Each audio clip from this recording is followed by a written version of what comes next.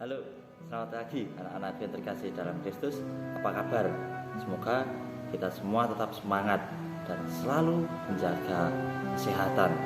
Semoga pandemi COVID-19 ini cepat berlalu sehingga kita semua dapat bertemu dan mengikuti kegiatan pembelajaran di sekolah. Nah, baik, anak-anak yang terkasih, untuk kegiatan Senin Religi pada pagi hari ini, Pak Teo akan memberikan sebuah renungan singkat. Renungan yang diambil dari bacaan Injil hari ini, yaitu Lukas 10 ayat 25 sampai 37. Baik, sebelum kita memulai renungan singkat pada pagi hari ini, marilah kita buka dengan doa pembuka. Marilah kita mempersiapkan diri dan batin kita mengikuti doa pembuka. Dalam nama Bapa dan Putra dan Roh Kudus. Amin. Allah Bapa yang Maha Murah dan Maha Baik, terima kasih kami ucap syukur kepadamu atas berkat dan pencurahan-Mu pada pagi hari ini. Ya Bapa, sebentar lagi kami akan mengikuti kegiatan Senin Religi. Kiranya Engkau selalu membimbing dan mendampingi kami agar kegiatan pada hari ini berjalan dengan lancar. Tuhan, doa yang kurang sempurna ini kami aturkan kepadamu demi Kristus Tuhan dan pengantara kami. Amin. Dalam nama Bapa dan Putra dan Roh Kudus. Amin. Baik, anak-anak yang terkasih, untuk kegiatan Senin Religi pada pagi hari ini Pak Teo ambil dari bacaan kitab suci Lukas 10 ayat 25 sampai 37 yang mengatakan tentang siapakah sesamaku.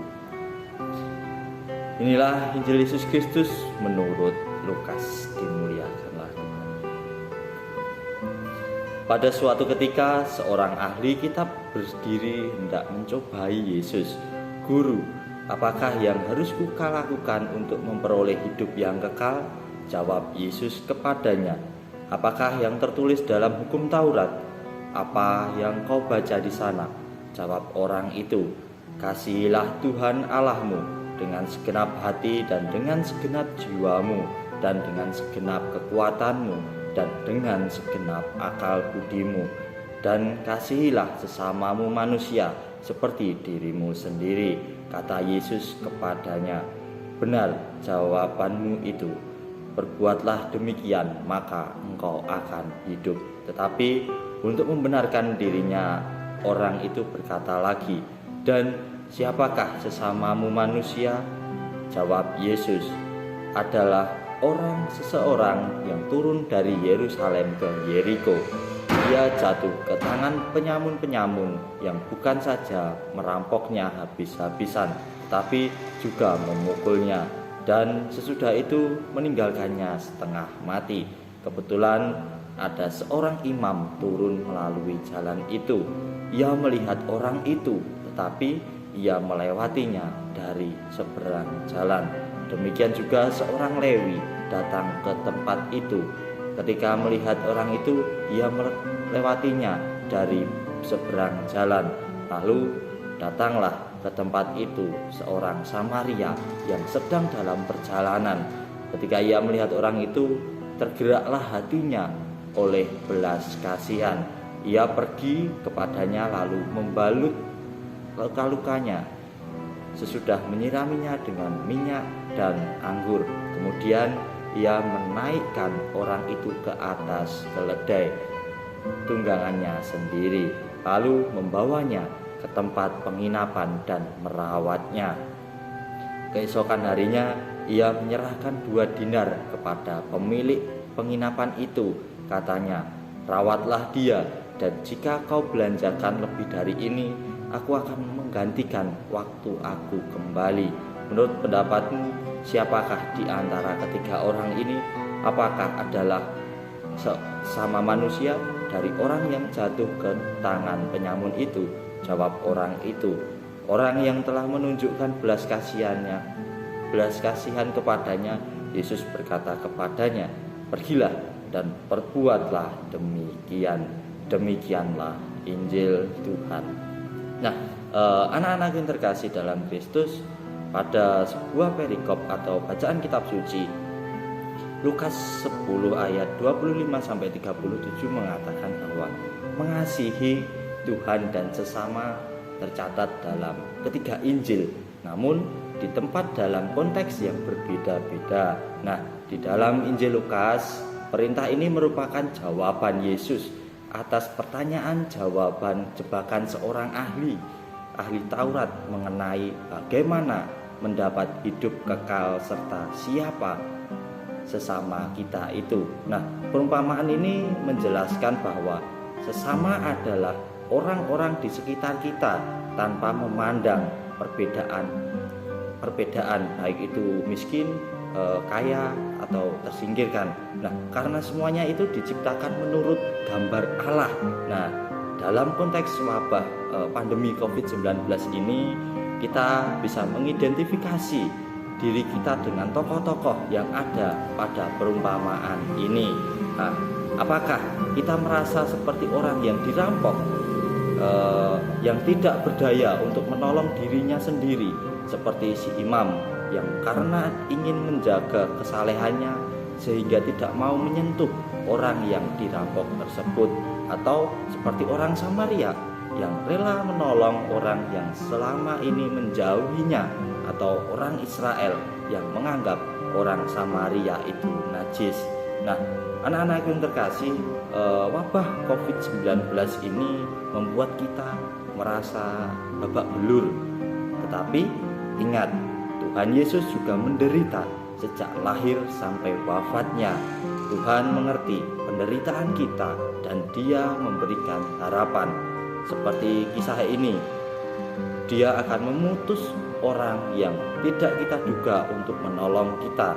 Nah, anak-anak yang terkasih dalam Kristus, dalam mengasihi sesama kita, semua harus meneladani dari kisah Santo Vincentius yang mengasihi dan melayani sesama tanpa memandang baik itu kaya, miskin, tersingkir maupun difabel.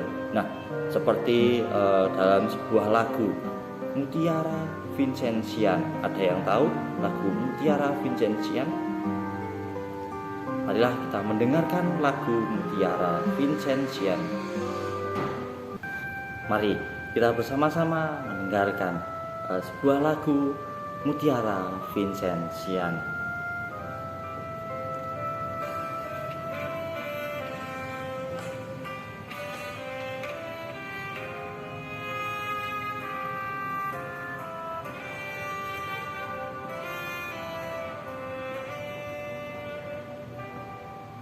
Kasih-Mu Tuhan menghadirkan teladan dalam pelayanan.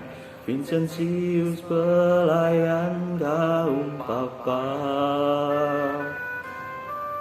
menemukan mutiara yang tenang, yang tak berdaya, yang terabaikan dunia.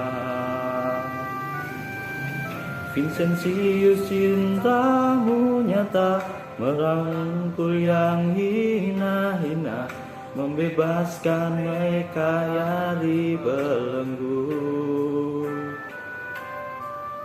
Engkau alat kasih-Nya, memancarkan segap cintanya, beri kami semangat untuk melayani.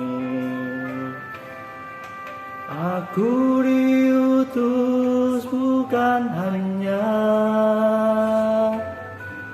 untuk mengasihi-Mu Bapa, tetapi untuk membuat-Mu dikasihi manusia. Aku diutus bukan hanya untuk mengasihi-Mu Bapa, tetapi untuk mengangkatku dikasihi manusia.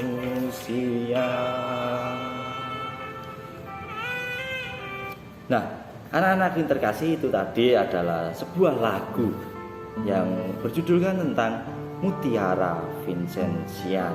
Nah, anak-anak yang terkasih, Vincentius adalah santo pelindung yang mengasihi dan melayani sesama tanpa memandang baik itu kaya, miskin, tersingkir maupun difabel. Nah, anak-anak yang terkasih, marilah kita semua harus mencontoh atau meneladani hidup dari seorang Santo Vincentian. Nah, anak-anak yang terkasih, kita berada dalam badai yang sama, namun kita bisa memiliki atau memilih berada dalam perahu yang selalu putus asa atau perahu yang tahu bahwa pertolongan akan dikirim dan bersedia menyambut dengan tangan terbuka kala pertolongan itu akan datang. Nah, anak-anak yang terkasih, mengasihi Tuhan dan mengasihi sesama adalah dua sisi sebuah mata uang. Jadi, ibadah dan kesalehan jangan dibatasi dalam tembok gereja. Keluarlah untuk menolong sesama. Menolong sesama tidak perlu harus berupa uang. Jadilah saksi Tuhan, dan bukan hanya dengan kata-kata, tetapi juga dengan tindakan. Kemuliaan kepada Bapa, Putra, dan Roh Kudus, seperti pada permulaan, sekarang, selalu, dan sepanjang segala abad. Baik anak-anak yang terkasih, marilah kita tutup Senin Religi kita pada pagi hari ini dengan doa penutup. Dalam nama Bapa dan Putra dan Roh Kudus. Amin. Allah Bapa yang Maha Pura dan Maha Baik, terima kasih kami ucap syukur kepadamu atas berkat dan pencurahan pada pagi hari ini. Ya Bapa, terima kasih kegiatan Senin Religi pada hari ini sudah berjalan dengan lancar. Ya Bapa, berkatilah kami, semoga kami semua dapat saling mengasihi dan melayani sesama kita tanpa memandang baik itu kaya, miskin, tersingkir, dan difabel. Bapa, berkatilah juga kami sebentar lagi akan melanjutkan kegiatan pembelajaran berikutnya. Kiranya Engkau selalu mendampingi dan melindungi kami, agar materi-materi yang telah disampaikan oleh Bapak Ibu Guru dapat kami terima dengan baik dan dapat kami terapkan dalam kehidupan kami sehari-hari. Bapa, doa yang kurang sempurna ini kami haturkan kepadamu demi Kristus Tuhan dan pengantara kami. Amin. Kemuliaan kepada Bapa, Putra, dan Roh Kudus, seperti pada permulaan, sekarang, selalu, dan sepanjang segala abad. Terpujilah nama Yesus, Bunda Maria, dan Santo Yosef untuk selama-lamanya. Dalam nama Bapa dan Putra dan Roh Kudus. Amin. Baik, anak-anak yang terkasih, terima kasih untuk pertemuan kita pada hari ini sudah selesai. Tetap semangat dan jaga kesehatan. Tuhan memberkati. Berkah dalam